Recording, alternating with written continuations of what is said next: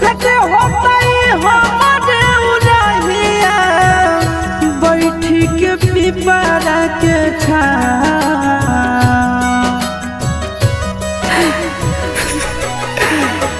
देखते होता